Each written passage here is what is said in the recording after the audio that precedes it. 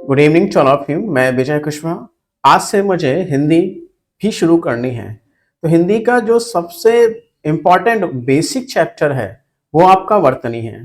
तो हमें यहीं से शुरुआत करनी है, वर्तनी से। तो स्टार्ट करने से पहले आप लोगों से रिक्वेस्ट है, अगर आपको अच्छा लगे प्लीज सब्सक्राइब कीजिएगा, लाइक कीजिएगा और दोस्तों को शेयर कीजिएगा। चलिए शुरू करते हैं वर्तनी। रा के प्रयोग, आज का जो टॉपिक हमारा रहेगा वो रा के प्रयोग पे रहेगा। रा में कहाँ कहाँ कैसे क्वेश्चन बनते हैं वर्तनी पे आधारित से। एक पहला पॉइंट है रेफ रा के बारे में। रेफ रा की खास बात होती है ये स्वर रहित होता है और ये मात्रा का कार्य करता है। जैसे कर्म, कर्म में आपका रेफ रा है क र म, कर्म। इसमें क आपका पूरा होता है और ये र आधा होता है और म पूरा होता है। क स्वर सहित होता है, र स्वर रहित होता है, म स्वर सहित होता है। स्वर सहित का मतलब क्या है? जैसे ये क है, एक अक्षर है, ये इस आधा क स्वर रहित कहते हैं इसको, और अ से बना होगा। अगर मैं की लिख दूं तो इसका मतलब है इसमें एक स्वर है, क वर्ण में एक स्वर है क, और इसमें बड़ी ई की मात्रा है, स्वर है। तो ये जो र है ये स्वर रहित है। तो रेफ रा वास्तव में क्या होता है, एक मात्रा का कार्य करता है और ये स्वर रहित होता है। इसे क र म इस तरह से पढ़ते हैं। फर्क, फर्क ना, फ आधा र स्वर रहित रा और क ये स्वर सहित है, ये स्वर सहित है, र स्वर रहित है। चरम, छ स्वर सहित है, रो स्वर रहित है, म स्वर सहित है। उम्मीद है जो बात मैं समझाना चाह रहा था रेफ रा की कहानी वो समझ में आ गई होगी। अब बात करते हैं इसके अच्छे कुछ उदाहरण जो वर्तनी की दृष्टि से परीक्षा में आते रहते हैं। जैसे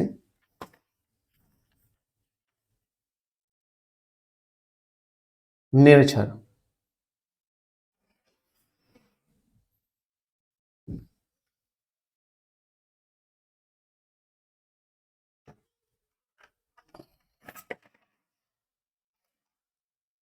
जैसे निर्झर, निर्झर क्या है? निर्झर का अर्थ होता है झरना। निर्झर का अर्थ होता है झरना। अब निर्झर की आप वर्तनी देखोगे तो ये नी है छोटा, स्वर सहित है, र स्वर रहित है, झ स्वर सहित है, र स्वर सहित है, निर्झर। इसी से एक शब्द और मिलेगा आपको, निर्झरिणी, निर्झरिणी। ये निर्झरिणी क्या है? निर्झरिणी कहते हैं नदी को। ये निर्झरिणी बनी किससे है? एक तो आपका निर्झर से प्लस इन्हीं प्रत्यय से बना, इन्हीं एक प्रत्यय है, इन्हीं प्रत्यय से बना निर्झरिणी। क्योंकि नदी जो है झरने से उत्पन्न होती है, नदी झरने से उत्पन्न होती है, इसलिए इसे निर्झरिणी भी कहते हैं। पर्यायवाची की दृष्टि से भी है, व्याकरण और आपका ये वर्तनी की दृष्टि से इंपॉर्टेंट। निर्झरणी, निर्झर, निर्झरणी। मुर्मुषु, मुर्मुषु। देखिए ये आपका स्वर सहित है, ये आपका स्वर सहित है, ये रेफ रा आपका स्वर रहित है, मूर्धन्य षा स्वर सहित है, मुर्मुषु। मुर्मुषु कहते हैं मोक्ष की इच्छा, मोक्ष की इच्छा या फिर मृत्यु की इच्छा, मरने की इच्छा। मुर्मुषु में ध्यान रखिए, मुंह छोटा होगा, ये वाला बड़ा मुंह होगा, बीच वाला मुंह बड़ा ऊ होगा और बाकी दोनों छोटे ऊ होंगे। इसकी भी वर्तनी में समझाऊंगा, वर्तनी में आपको ज्यादा रटने की जरूरत नहीं पड़ेगी, आगे देखेंगे इसको। शूर्पणखा, शूर्पणखा। देखिए शूर्पणखा, शूर्पणखा किससे बना है? शूर्प से बना है प्लस नखा से बना है। शूर्प से बना है प्लस नखा में। सूप, शूर्प का मतलब होता है सूप, जिससे फटकते हैं गेहूं चावल वगैरह से फटका जाता है गेहूं चावल वगैरह, ये सूप है। और नखा मतलब जानते हैं नाखून।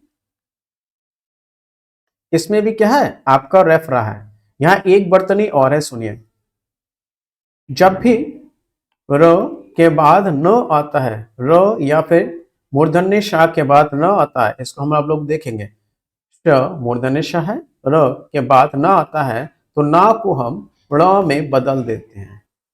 शूर्पणखा, र पहले आया है इसीलिए ना की जगह पे क्या होगा, ड़ हो जाएगा, शूर्पणखा। और देखिए अर्थात,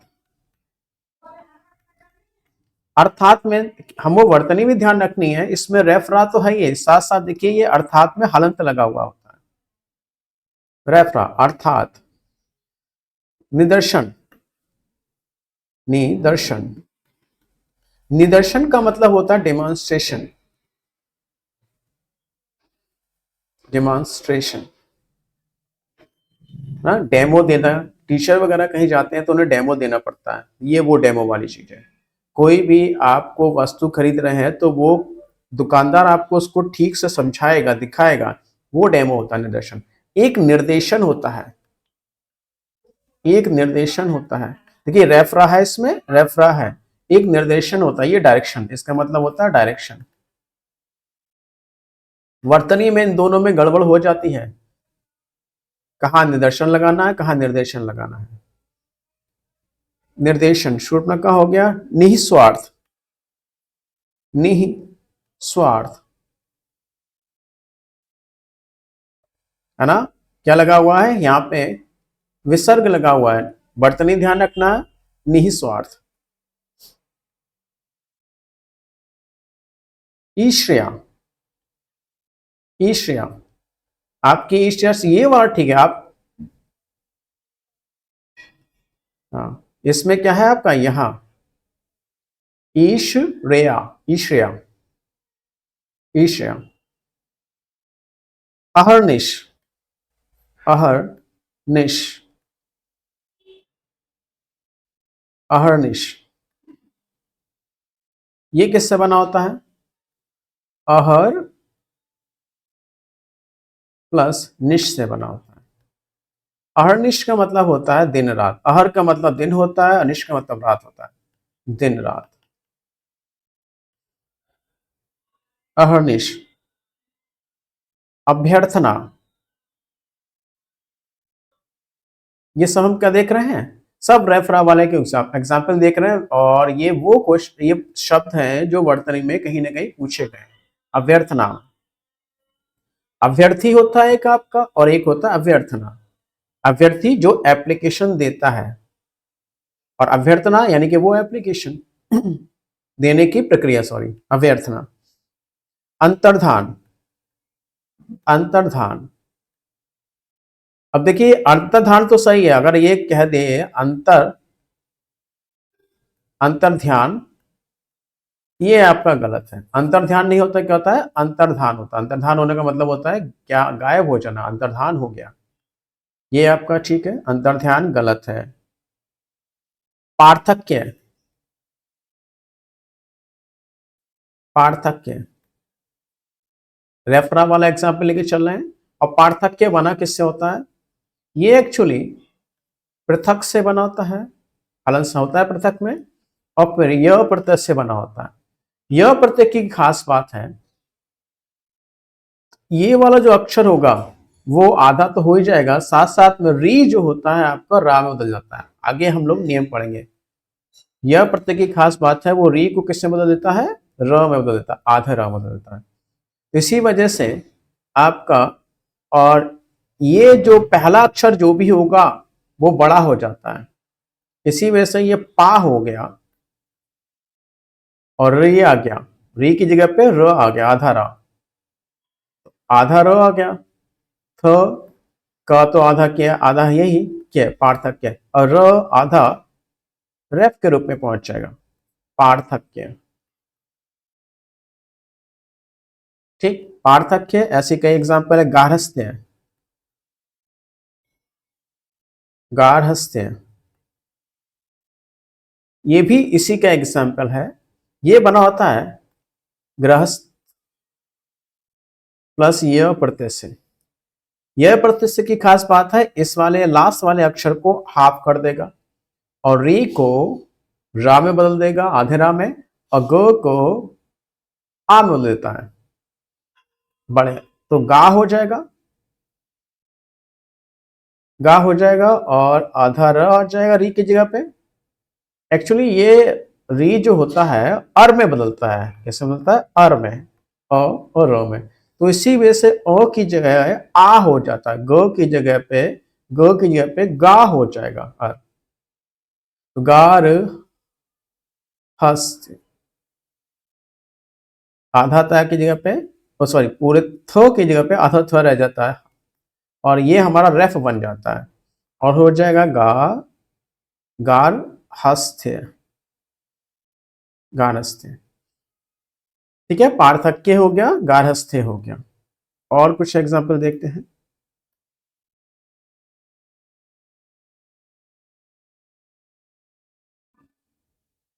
ठीक है, ये मैंने कुछ खास एग्जाम्पल लिए थे जो रेफरा के एग्जाम्पल थे। अगला देखते हैं पदेंडा। पदेंडा क्या होता है, यह स्वर सहित होता है। इसका मतलब क्या होता है, जैसे आपने पढ़ा होगा, एक है आपका क्रम, भ्रम, क्रम है, भ्रम है, ग्रह है, वज्र है ना, ये सब पदेंडा के एग्जाम्पल हैं। ड्रम है, ट्रक है, ड्राइवर है,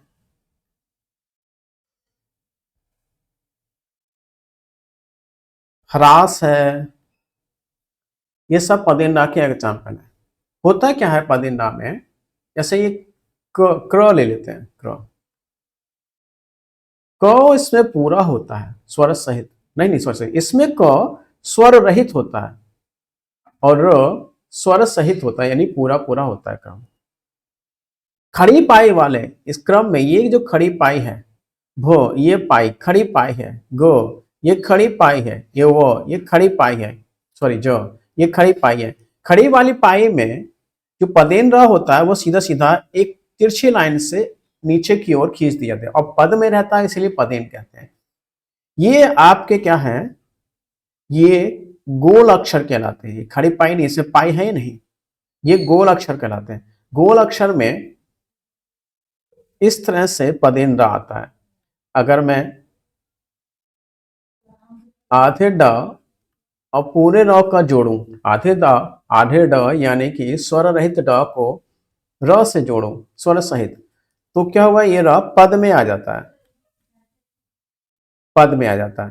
तो जब इसके पद में आएगा तो ये किस रूप में आता है, ऐसे आता है, ड्रॉ।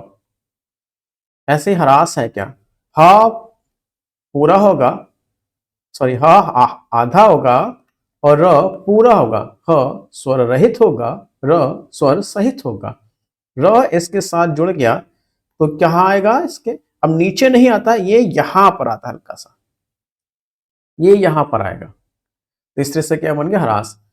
तो ये क्या है, चूंकि पद पे रहते हैं इसीलिए इसे पदेन डा कहते हैं, और पदेन डा स्वर सहित होता है, और जबकि हमने देखा रेफरा स्वर रहित होता है। अब इनके कुछ अच्छे एग्जाम्पल देखते हैं।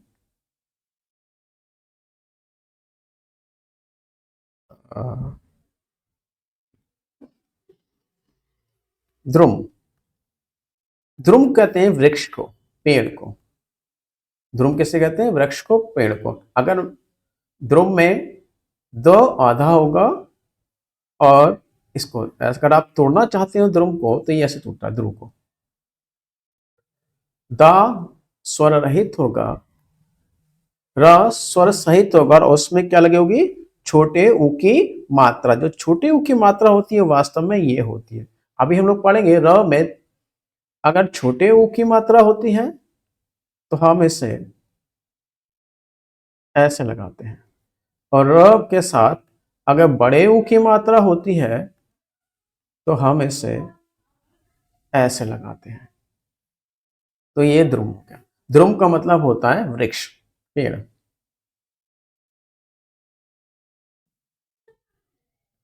द्रुमाशय,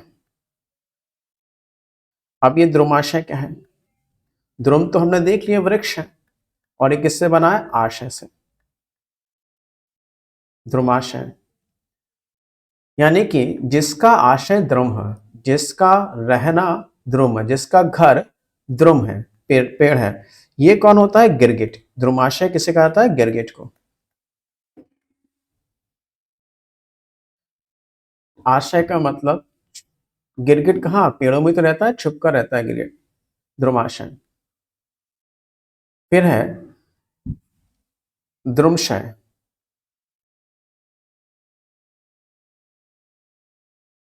द्रुमशय ये किससे बना है? द्रुम प्लस शय से बना है। शय का मतलब होता है नींद या फिर सोने वाला। जो द्रुम पर सोता है, नींद लेता है, जो द्रुम पर नींद लेता है, कौन होता है? ये बंदर। तो द्रुम हमारा वृक्ष हो गया, द्रुमाशय हमारा क्या हो गया? गिरगिट को कहते हैं, और द्रुमशय बंदर को कहा जाता है। द्रुम शर, द्रुम शर किसे कहते हैं? देखिए, द्रुम तो वृक्ष हो गया, शर किसे कहते हैं? बाण को कहते हैं, धनुष वाले बाण को। शर किसे कहते हैं? बाण को। तो इस तो नुकीला द्रुम, पेड़, नुकीला पेड़ यानी कि भाला है, इसे कहते हैं, भाले को कहते हैं। द्रुम शर किसे कहा जाता है? भाले को कहा जाता है। और द्रुम के एग्जाम्पल है द्रुमसार। द्रुमसार ये बना है आपका द्रुम प्लस सार। सार समझते हैं? फल, रिजल्ट,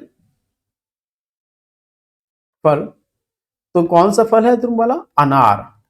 अनार को कहा जाता है द्रुमसार। और द्रुम श्रेष्ठ, पेड़ों में श्रेष्ठ, पेड़ों में श्रेष्ठ, पेड़ों में ऊंचा कौन है आपका? नारियल का पेड़।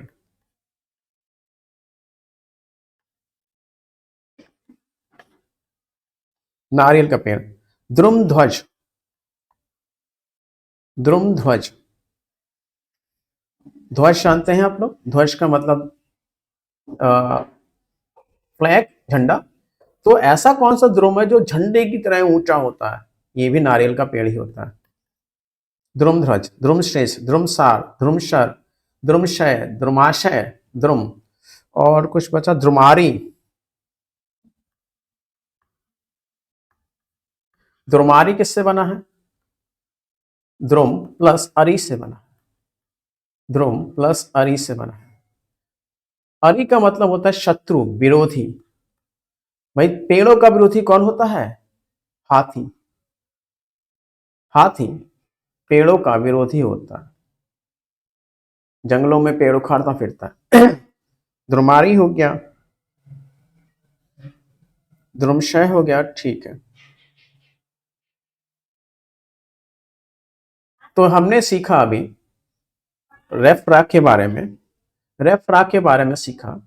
रेफरा आपका स्वर रहित होता है, ये मात्रा की तरह कार्य करता है। पदेन्द्रा स्वर सहित होता है, ये मात्रा की तरह नहीं कार्य करता है। इसके हमने कुछ एग्जाम्पल देखे और उनका अर्थ देखा। एक और शब्द है अभी, एक शब्द और है जिसमें आर्द्र, आर्द्र एक शब्द है जिसमें आपको रेफरा भी मिलेगा और आपको पदेन्द्रा भी मिलेगा। इसे आप ना, आ है, आधा र भी है इसमें, द आधा द भी है, और र भी पूरी है। ठीक, इसमें आपका पदेन्द्रा भी है और इसमें आपका रेफरा भी है। एक एग्जाम्पल है जिसमें रेफरा और पतेंद्रा दोनों है। ये मैंने अलग से इसलिए बताया क्योंकि एक बार एग्जाम में आया था। ये किसमें पतेंद्रा और रेफरा दोनों है।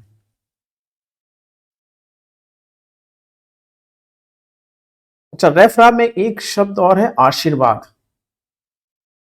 आशीर्वाद, देखिए आशीर्वाद, हमारा ये सही है।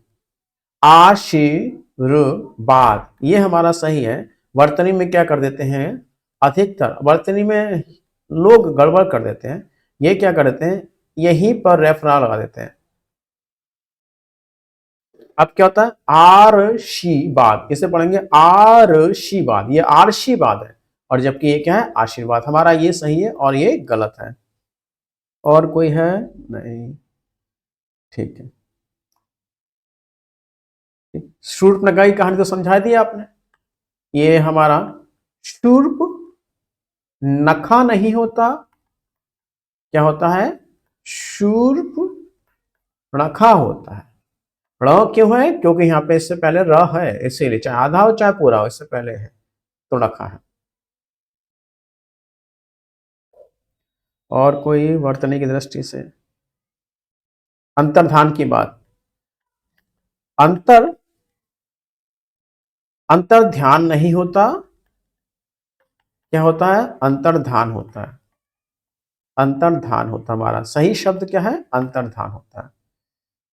गार्हस्थ्य पार्थक्य को तो एक बार और पढ़ाएंगे और वो क्लियर हो जाएगा आपको, बस ठीक है। पतेंडा हो गया। अब बात करते हैं, र के साथ बड़े ऊ की मात्रा हो, र के साथ छोटे ऊ की मात्रा हो। कहाँ पे र के साथ बड़े ऊ की मात्रा होगी, कहाँ पे र के साथ छोटे ऊ की मात्रा होगी, किन किन शब्दों में। एक्चुअली इसका कोई नियम नहीं है, कोई शब्द होते हैं, बस हमें उसमें ध्यान देना पड़ता है। जब र के साथ बड़े ऊ की मात्रा होती है तो हम इसको ऐसे लिखते हैं, और र के साथ जब छोटे ऊ की मात्रा होती है तो हम इसे ऐसे लिखते हैं। विच्छेद में ध्यान रखना पड़ता है, वर्ण विच्छेद आता है आपका, तो उसमें ध्यान रखना पड़ता है। अब हम बड़े वाले को एग्जाम्पल लेके चलते हैं। जैसे रूखा, रूखा जानते हैं, सूखा सूखा रूखा सा। आपको इन्हें बार बार पढ़ लेना है, दिमाग में बैठा लेना। रूखा, रूस, अमरूद, डमरू, रूठना, रुई, रूह, रूमाल, रूमाल, रूमाल, रूप, रूपक, जागरूक, जागरूक, रुक नहीं है, जागरूक, रूबरू, रूबरू, रूड, रूक्ष, ठीक है। इसमें से रूढ़ की कहानी समझिए। रूढ़ क्या होता है, ये ऐसे शब्द होते हैं, रूढ़ ऐसे शब्द होते हैं जिनका अपना विशेष अर्थ होता है, और इनको जब खंडित किया जाए तो खंडों का अर्थ नहीं निकलता। जैसे नमक, आप नमक को तोड़ भी लिए, कुछ भी कोई एक हिस्सा निकाल लीजिए, न अलग कर लीजिए, मक कर लीजिए, अर्थ नहीं मिलेगा। नम कीजिए, क अलग कीजिए, नम का तो अर्थ है, क का अर्थ नहीं है। कान, आप इनको अलग अलग तोड़ के इनके अर्थ अलग अलग नहीं बना सकते। तो ये रूल शब्द कौन होते हैं, ऐसे शब्द होते हैं जिन्हें तोड़ा जाए तो इनके अर्थ ना बने, जबकि समूचा इसका एक विशिष्ट अर्थ बने। पुस्तक,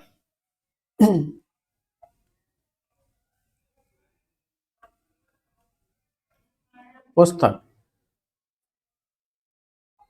दिन, रात, ये आगे पढ़ाएंगे हम ऋण शब्द क्या है, और ऋण शब्द के साथ साथ तीन शब्द और भी हैं, उन्हें भी समझाएंगे।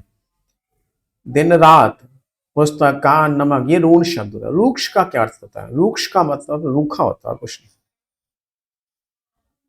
रूक्ष का मतलब वही रूखा होता है, सूखा वाला रूखा।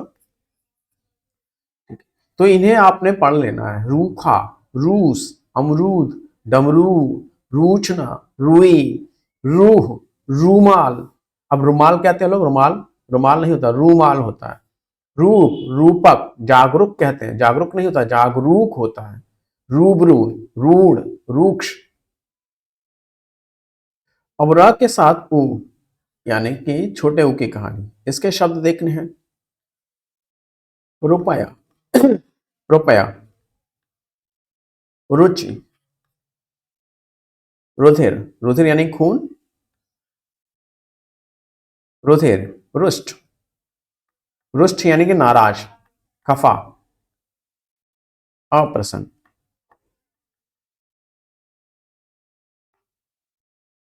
रुआ,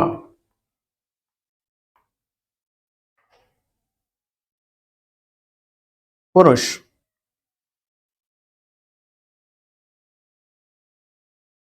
रुलाना,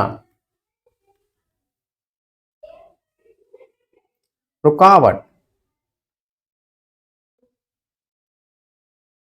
रुज, रुज कहते हैं रोग को, रुज कहते हैं रोग को। रुदन, गुरु, अरुंधति,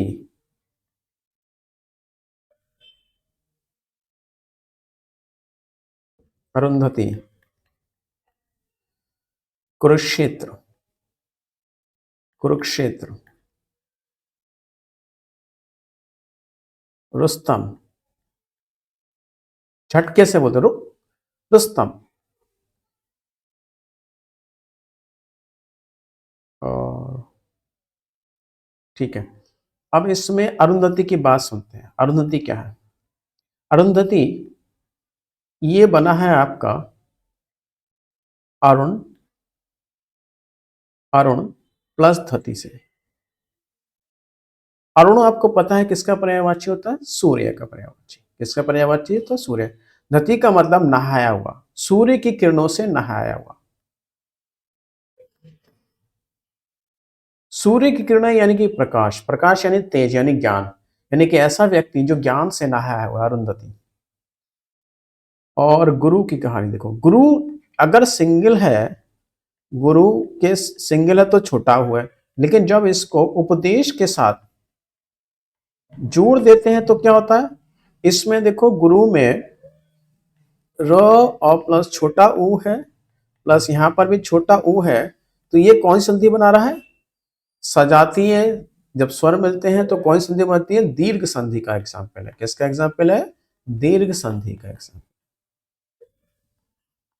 तो इस तरह से जब दीर्घ संधि में ये क्या बन जाते हैं? बड़ा ऊ बन जाता है। कैसे बन जाता है? ऊ, ऊ बड़ा ऊ में बन जाता है। पढ़ा होगा आपने दीर्घ संधि में, ये बड़ा ऊ बन देता है। जब गुरु तो जब गुरु है तो छोटा ऊ है, लेकिन जब गुरु उपदेश के साथ जुड़ जाता है तो ये बड़ा बन जाता है। क्या बन जाता है?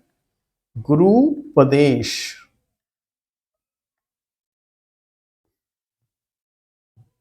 ठीक है, तो इनकी भी थोड़ा सा आपको बोल बोल के प्रैक्टिस करनी है ताकि आप अंतर कर सकें। ये झटके से बोलेंगे। रुपया, रुचि, रुधिर, रुष्ट, रुआ, पुरुष, रुलाना, रुकावट, रुज, रुदन, गुरु, अरुंधति, कुरुक्षेत्र, रुस्तम। और इन्हें खींच कर बोलेंगे। रूखा, रूस, अमरूद, डमरू, रूठना, रुई, रूह, रूमाल, रूप, रूपक, जागरूक, रूबरू, रूढ़, रूक्ष। रुद्राक्ष आपका यहां आएगा। रुद्राक्ष, रुद्राक्ष, रुद्राक्ष छोटा ऊ के साथ होता है रुद्राक्ष। नेक्स्ट, ये भी बड़ा इंपॉर्टेंट है वर्तनी के हिसाब से। र और श के बाद अगर ना आता है तो न किससे बदल जाता है? ड़ में बदलता है। र के बाद अगर र के बाद ड़ आता है, सॉरी, र के बाद न आता है तो वो न किससे बदल जाएगा? ड़ में बदल जाएगा।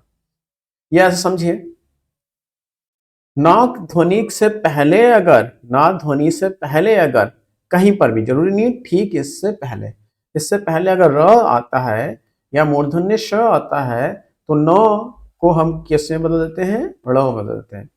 या ऐसे समझिए, र और शा के बाद कभी भी न का प्रयोग नहीं करते, सिर्फ ड़ का प्रयोग करते हैं। जैसे रामायण, अब रामायण नहीं होता, क्या होता है, रामायण होता है, रामायण। ये ड़ क्यों है, क्योंकि इससे पहले र की ध्वनि है। अच्छा, रामायण बना किससे है, ये बनता है राम प्लस आयन से। आयन का मतलब होता है दर्शन। शूर्पणखा भी देखे थे आप लोगों ने, ये शूर्प है प्लस नखा है, शूर्प प्लस नखा है, तो चूंकि र है, रेफरा है तो रा, भले आधा है तो र है, इसलिए न को ड़ में बदल देते हैं। किससे बदल जाएगा, शूर्पणखा,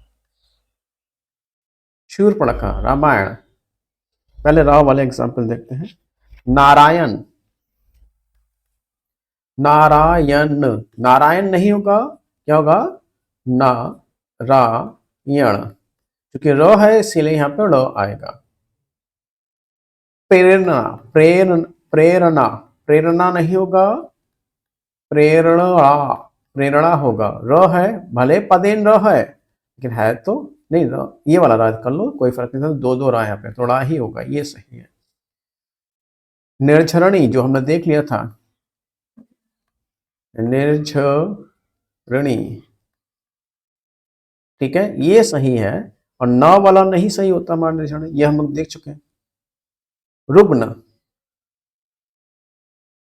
रुग्ण नहीं होगा, रुग्ण होगा, रुग्ण होगा।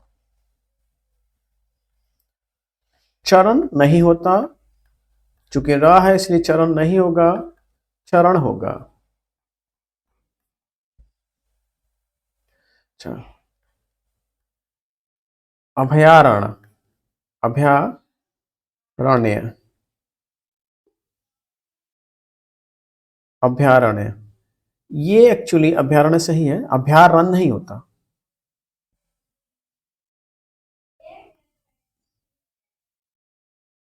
अभयारण्य आप लोग लिखते हैं वो गलत होता है, अभयारण्य जो होता है वो गलत होता है। रा के बाद पहले तो न अड़ा होता नहीं। सुनिए, ये बना किससे है, ये बनता है अभय प्लस अरण्य से, अरण्य से बना है। अभय का मतलब होता है निडर, निडरता से, निडर। और अरण्य का मतलब होता है जंगल, यानी कि ऐसा जंगल जहां पे जानवर बिना डरे रह सके, अभयारण्य, निडरता के साथ रह सके, अभयारण्य। तो ये हमारा सही है, अभयारण्य। वर्तनी की दृष्टि से ध्यान रखिए, अभयारण्य होता है, अभयारण्य नहीं होता, अभयारण्य नहीं होता। और हाँ, सर्पणी, वर्तनी की दृष्टि से देखा होगा आपने, सर्पणी गलत है, क्योंकि रेफ रा की मात्रा आ गई तो यहाँ पे क्या होगा, सर्पणी, सर्पणी। अभ्यारण्य, सर्पणी, चरण, रुग्ण और शूर्पणखा, नारायण, रामायण, ठीक है। तो रामायण में ही कई बार पूछा जा चुका है आपका, अभ्यारण्य भी पूछा जा चुका है आपका, निर्झरणी तो आते रहता है, शूर्पणखा भी कई बार पूछा जा चुका है आपका। ये मैंने र वाले एग्जाम्पल लिए थे, अब श वाले एग्जाम्पल लेने हैं, इसे रफ कर देते हैं। ये होगा नहीं, ये बड़ी समस्या होगी। चलिए, शाह वाले, कृष्ण गलत है, चूंकि श मूर्धन्य श है, मूर्धन्य श के बाद न जब भी होता है तो क्या होगा, वो ण में बदलेगा, कृष्ण। शोषण, शोषण नहीं होता, क्या होगा, शोषण होता है। अक्षुण्ण, भाई इंपॉर्टेंट है अक्षुण, अक्षुण नहीं होगा, ये होता है अक्षुण, अक्षुण। अक्षुण का मतलब होता है अखंडित, जो कभी ना टूटे, अखंडित, जो कभी भी ना टूटे, अक्षुण, जो कभी टूटा नहीं है। अच्छा, ये अब कैसे, ये तो क्षत्रिय है, मूर्धन्य ष का नहीं है। मूर्धन्य ष, श का मतलब होता है, ये एक संयुक्ताक्षर है। श का मतलब होता है स्वर रहित क और स्वस्थ सही मूर्धन्य ष। तो श आ रहा है, नहीं आ रहा है? अक्षुण। और आपका वार्ष्णेय, वार्ष्णेय ये गलत है। बोलने में है वार्ष्णेय, लेकिन नहीं, वास्तव में होता क्या है? वार्ष्णेय। ड़ क्यों होगा? क्योंकि यहाँ पे मूर्धन्य शाह, ये आपका सही। ठीक है, तो उम्मीद है आपको आज लेक्चर पसंद आया होगा। मैंने काफी कोशिश की है आपको ग्रामर में काफी कुछ सिखाने की, मैंने वर्तनी भी सिखाने की कोशिश की है, आपको शब्द ज्ञान भी कराने की कोशिश की है। अगर आपको लेक्चर अच्छा लगा हो तो प्लीज सब्सक्राइब कीजिएगा, लाइक कीजिएगा और दोस्तों को शेयर कीजिएगा। धन्यवाद। शुभ रात्रि।